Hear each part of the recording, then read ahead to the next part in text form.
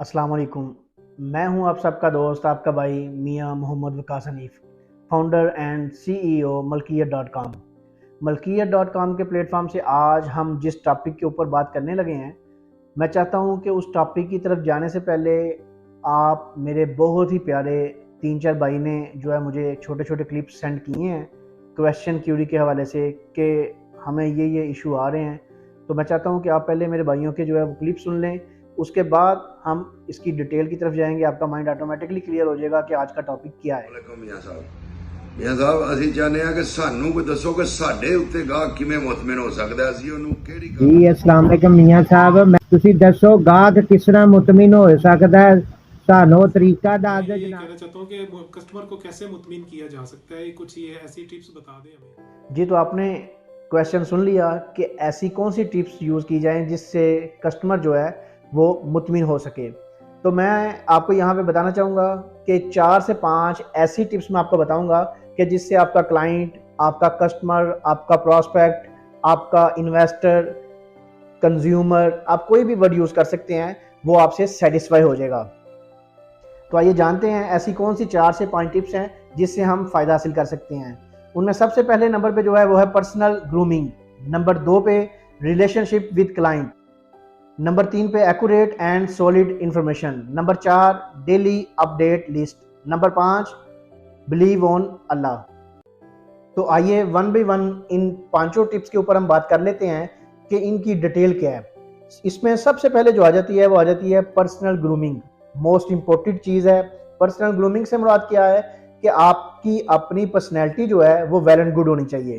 Well and good से मुराद आपकी dressing जो है वो परफेक्ट होनी चाहिए। आपकी ड्रेसिंग से पता चल सके कि आप कोई बिजनेसमैन हैं, आप कोई बिजनेस कर रहे हैं, आप वाकई किसी अच्छे अदारे के अंदर जॉब कर रहे हैं या अच्छा अदारा रन कर रहे हैं।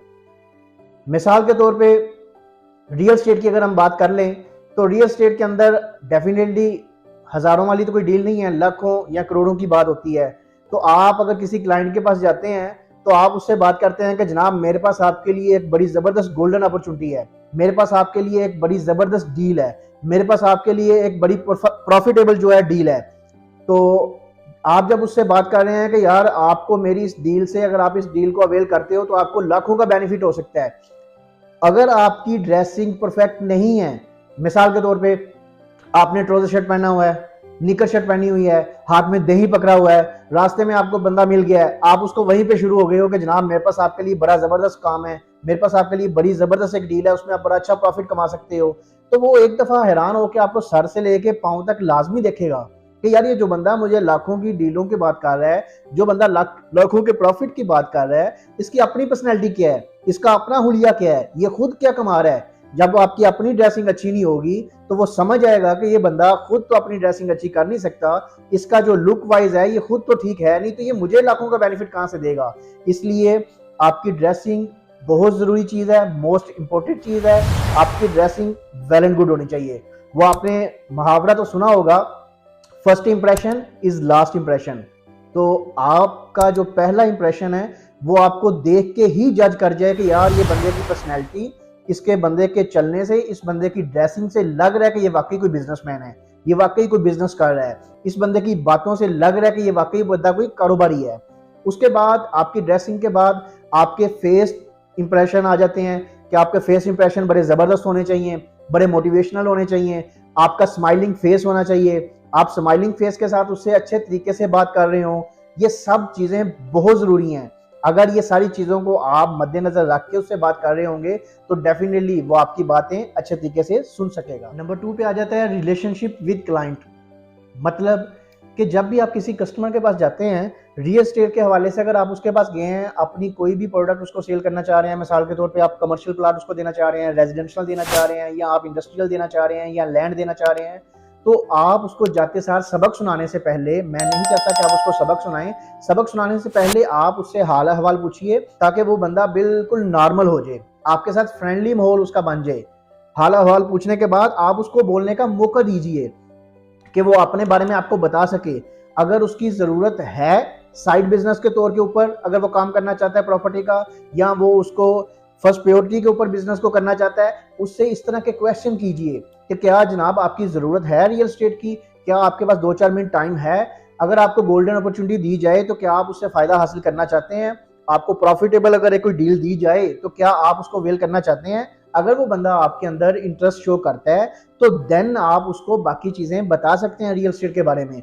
और हमेशा मेरी एक बात याद रखिएगा, सिर्फ आपने अपना सबक उसे नहीं सुनाना, उसकी बात भी सुननी है। कोशिश करें कि आप उससे सवाल करें, वो आपको उसका जवाब दे सके।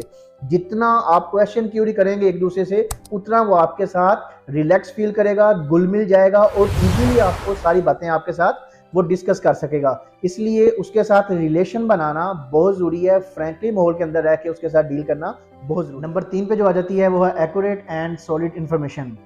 एक्यूरेट एंड सॉलिड इन्फॉर्मेशन से मुराद है कि आप क्लाइंट या कस्टमर के पास जब जाते हैं तो उससे टू द पॉइंट, बिल्कुल साफ शफाफ जो है उससे सारी की सारी बात करें। आप क्लियर कट उससे सारी की सारी आपकी बात होनी चाहिए।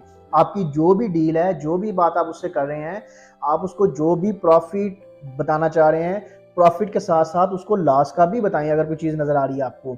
और प्रॉफिट रेशो अगर आपको नज़र आ रही है, फॉर एग्जांपल वहाँ पे 20 लाख प्रॉफिट हो सकता है तो आप उसको 15 लाख बताएं। हमेशा कम प्रॉफिट बताएं, ताकि कम प्रॉफिट बताने के ऊपर कल को अगर उसको प्रॉफिट ज़्यादा होता है तो उसका आपके ऊपर बिलीव ज़्यादा होगा बजाय कम होने की। इसी तरह सबज बाग आपने उसको किसी किस्म का नहीं दिखाना। जो सॉलिड एंड साफ और शफाफ बात है आपने उससे वो करनी है, ताकि वो आपकी बात को अच्छे तरीके से सुन सके, समझ सके, उसको आपकी बातों के अंदर सच्चाई नजर आ रही हो। इसी तरह जब वो बात कर रहा हो तो बजाय ये कि आप मोबाइल के साथ लगे हुए हैं या किसी और काम में बिजी हैं, आप उसकी आंखों में आंखें डाल के उसकी बात सुन रहे हो, ताकि उसको फील हो कि कोई बंदा मुझे अच्छे तरीके से टाइम दे रहा है, मेरी अच्छे तरीके से बात सुन रहा है। सेम जिस तरह आप तवक्को करते हैं कि वो आपकी बात अच्छे तरीके से सुने, इसी तरह क्लाइंट भी आपसे तवक्को कर रहा होता है, उसकी भी कोशिश होती है कि जब जिससे मैं बात कर रहा हूँ वो मेरे साथ अच्छे तरीके से राब्ते मेरे से अच्छे तरीके से वो मेरी बात को सुने और समझे। इसलिए आपने किसी किस्म की कोई ऐसी बात, ऐसा उसको जो है ना, उसको ख्वाब नहीं दिखाना कि जिसके ऊपर कल को आपको जो है ना अपनी आंखें चुरानी पड़े, शर्मिंदगी का बाइस बने। ऐसा कोई काम नहीं आपने उससे करना। इसी तरह नंबर 4 पे आ जाती है daily update list. Daily update list से क्या मुराद है? डेली अपडेट लिस्ट से मुराद ये है कि आप जिस भी क्लाइंट और कस्टमर को मिलना चाह रहे हैं, फॉर एग्जांपल आप कल किसी को मिलना चाहते हैं तो एक दिन पहले आप पेपर वर्क करें। पेपर वर्क से क्या मुराद है कि आप उसका नाम, उसका मोबाइल नंबर, उसका एड्रेस, उसका प्रोफेशनल, कि वो करता क्या है, उसका प्रोफेशन क्या है, ये सब चीज़ें उसके ऊपर लिखें। एक पेपर के ऊपर लिखने के बाद आप उसकी जो है सिलेक्शन का, इंशाल्लाह मैं एक नेक्स्ट वीडियो जो बनाऊंगा तो उसमें मैं आपको एक फार्मूला बताऊंगा कि नेम लिस्ट का फार्मूला क्या है जिससे आप सिलेक्शन कर सकें। वो एक अलग से टॉपिक है, उसके ऊपर हम इंशाल्लाह बहुत जल्द बात करेंगे। लेकिन फिलहाल मैं आपको बता रहा हूँ कि आप जिसके पास मिलने जाना चाहते हैं उसके लिए आप सबसे पहले एक नेम लिस्ट बनाएं। उसके अंदर आप उसका सारा डाटा लिख के, 5-7 लोगों को मिलना चाह रहे हैं अगर अगले दिन में आप, तो 5-7 लोगों का जो है आप हर चीज़ लिख के उसके मुताबिक जो है आपको पता हो कि मैंने आप किसको मिलना है, किस टाइम मिलना है, उसकी टाइम ड्यूरेशन क्या है, वो किस टाइम जो है हमें मिल सकता है, फिर आप उसके पास जाएं। नंबर 5 पे आ जाता है believe on Allah. Believe on Allah से मुराद है कि कोई भी काम करने से पहले आपका माइंड बिल्कुल क्लियर होना चाहिए कि मैं जिस काम को कर रहा हूँ ये काम दूसरों को फ़ायदा देने के लिए है, दूसरों की ज़िंदगी बनाने के लिए है, दूसरों की ज़िंदगी संवारने के लिए है। इसलिए मेरे साथ ऑटोमेटिकली अल्लाह की मदद जो है वो शामिल हो जाएगी, क्योंकि अल्लाह ताला भी फरमाते हैं कि मैं उस कौम की हालत उस वक्त तक नहीं बदलता जब तक वो खुद नहीं बदलना चाहते। तो खुद बदलने से मुराद ये है कि आपको उसके लिए एफर्ट करनी पड़ती है, उसके लिए मेहनत करनी पड़ती है। हीले के अंदर वसीला है, आप मेहनत करेंगे तो आपको उसका फल मिलेगा, बगैर मेहनत के आपको कभी फल नहीं मिल सकता। जो बीजना है वो काटना है। इसलिए आप अपनी मेहनत करें, जो मैंने आपको 4 से 5 टिप्स बताई हैं उस पर अमल करें, फिर आप अल्लाह के ऊपर छोड़ दें और इस यकीन के साथ छोड़ें। जिस तरह वो एक बड़ा अच्छा शेर है कि जो यकीन की राह पर चल पड़े उन्हें मंजिलों ने पनाह दी, जिन्हें वसवसों ने डरा दिया वो कदम कदम पे बहक गए। इसके साथ ही मैं आपसे इजाज़त चाहूँगा। अगर आपको किसी किस्म की मज़ीद रियल एस्टेट के हवाले से कोई भी इंफॉर्मेशन चाहिए या आप हमारे किसी भी प्रोजेक्ट के अंदर इन्वेस्टमेंट करना चाहते हैं या हमारे साथ काम करना चाहते हैं तो नीचे दिए गए हमारे नंबर पे आप रब्ता कर सकते हैं।